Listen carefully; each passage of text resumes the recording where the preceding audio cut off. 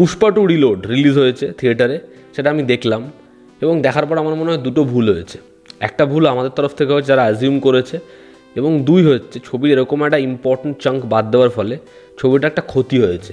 তো এই দুটো বিষয় নিয়ে আমরা আলোচনা করবো এবং কী কী এক্সট্রা সিন রয়েছে সেটা নিয়ে আমরা কথা বলবো। প্রথম কথা হচ্ছে, যখন এরকম এক্সটেন্ডেড কাট বলা হয়, জওয়ানের ক্ষেত্রে দেখলাম, পাঠানের ক্ষেত্রে দেখলাম, ওটিটিতে আসছে, অ্যানিমেলের সময় শোনা গেল, তো সেই এক্সটেন্ডেড কাটগুলো না আলাদা করে কিছু প্রোভাইড করতে পারে না।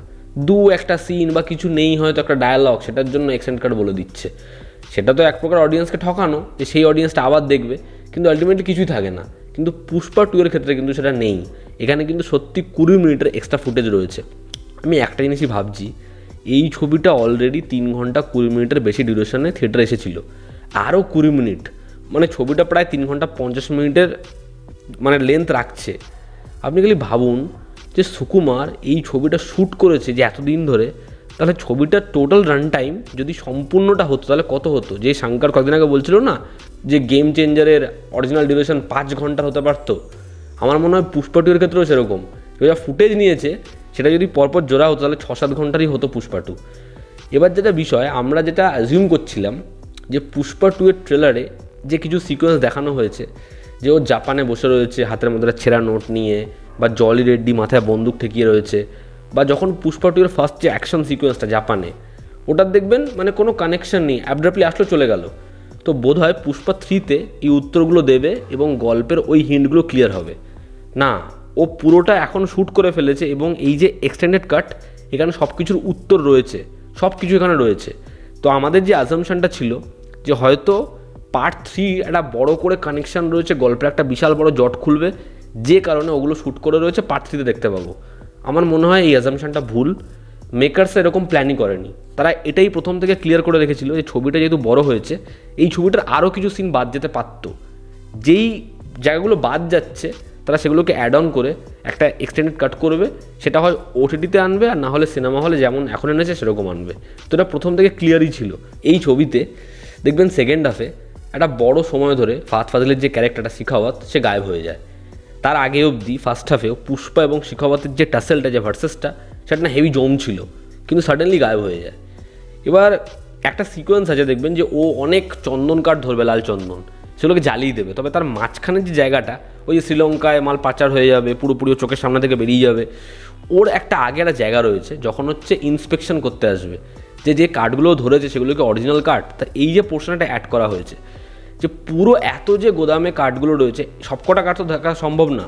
ও কী করবে, কিছুটা অরিজিনাল লালচন্দন কাঠ এনে রেখে দেবে। এবার যখন এনে রেখে দেবে, ইন্সপেকশন যারা করতে আসবে তারা সব দেখবে না, তারা কিছু কোয়ান্টিটি দেখবে, এবং তারা এটা ঘোষণা করে দেবে যে কাঠগুলো ও ধরেছে সেই কাঠগুলো সব হচ্ছে অরিজিনাল কাঠ। এবার এটা শোনার পরে যে জাগাপতি বাবুর যে ক্যারেক্টার, সবার টেনশন শুরু হয়ে যাবে, যদি সব কাঠ ধরা পড়ে যায় তাহলে মার্কেট থেকে পুষ্পা টাকাটা আনবে কী করে। এবার সবাই পুষ্পাকে ব্লেম দিতে থাকে। আপনারা দেখবেন এই যে এক্সটেন্ডেড কাটের একটা প্রোমো ছেড়েছে, যেখানে ও বলছে আমি যদি বলি আমার এই শার্টটা হলুদ, তাহলে এটাকে বিশ্বাস করো, এটা হলুদ, সবাই মানো। ওই জায়গাটা তখন দেখা যায় যে পুরো সিন্ডিকেটের মিটিং ডেকেছে এবং সেখানে ও বলছে যে আমার ওপর ভরসা রাখো। সবাই তখন জানতে যায় যে এই কার্ডগুলো কোথায় আছে, যদি ধরা না পড়ে থাকে অরিজিনাল এত চাঙ্ক অফ মাল, তাহলে ওটা আছে কোথায়। তখন ও বলে যে এটা শুধুমাত্র আমি একজনকেই বলবো। এবার সে রাজি হয়। এবার সে ফ্লাইটে করে যায় যে কোথায় মালটা আছে সেটা জানতে, আর এদিকে শিখাওয়াত সেও বুঝে যায়, সেও জানতে পেরে যায় ভেতর থেকে যে একজন যাকে পুষ্পা ওই মালটা দেখাবে বলেছে সেই জানবে এর আসল লোকেশন। যেই কারণে শিখাওয়াতের যে সিকোয়েন্সটা আছে, যে ও পুরো নিজের টিম নিয়ে পৌঁছাবে শ্রীলঙ্কা, ওর চোখের সামনে থেকে শ্রীলঙ্কায় চলে যাবে সবাই, ওই বোটের নিচে কাঠগুলো থাকবে, ওই যে জায়গাটা যে ও ওখানে পৌঁছাচ্ছে, ওটা ও যাবেই হচ্ছে ওদেরকে ট্র্যাক করার জন্য, যে এই মালটার ঠিকানা জানে তাকে আমি ফলো করি। এবার ওখানে যখন যাবে আপনারা দেখবেন যে ও ডিরেক্ট জলে ঝাঁপ দিয়ে দিল, যে বলল যে জলের তলায় কি খুঁজেছো, এটাও বলল। কিন্তু তার আগে একটা জিনিস হবে যে একটা গাড়ি ওখান থেকেই সব ভেঙে বেরিয়ে যাবে। এবার ওই গাড়িটাকে কিছু পুলিশ অফিসার চেস করতে যাবে, ওই গাড়িটার মধ্যে কে রয়েছে। আর উল্টো দিকে হচ্ছে এই শিখাওয়াত যেমন হলো চেস করতে গেল, পারলো না, হাত থেকে মাল বেরিয়ে গেল।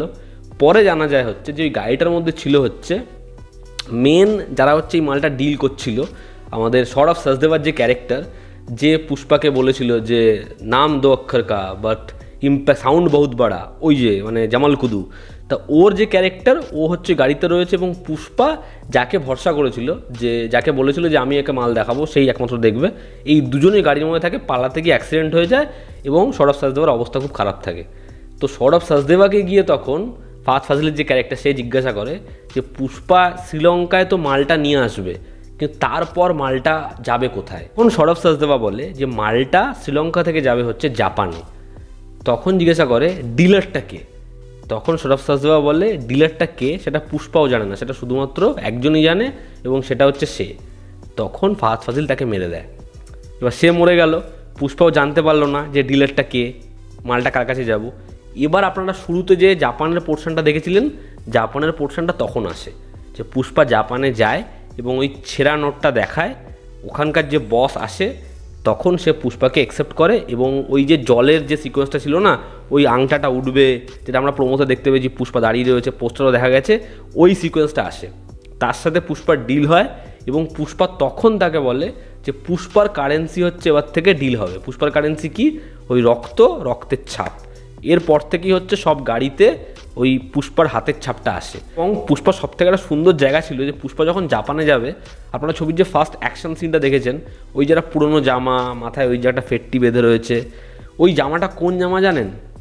পুষ্পা পার্ট 1-এ যখন প্রথমবার হচ্ছে ওই মারুতি গাড়িটা কিনবে, যে জামাটা পরে থাকবে না, ওই জামাটা হচ্ছে ও লকারে তুলে রেখেছিল, ওই জামাটাও নামাবে। যে পুষ্পার ক্যারেক্টারটা সবসময় আইডেন্টিটি, পরিচিতির জন্য লড়েছে, ও যে গ্রাউন্ডেড, এই বিষয়গুলো কিন্তু ছোটো ছোটোভাবে ওখানে ছিল। এবার জলি রেড্ডির পোর্শন আপনারা দেখবেন ছবিটায়, একটা বিশাল বড় ট্রাক আসে, ট্রাকের দরজা খোলা হয়, টাকার বান্ডিল দেখে সবাই অজ্ঞান হয়ে যায়। এখান থেকে সিনটা আছে, তার আগের পোর্শন 20 মিনিট কাটা আছে।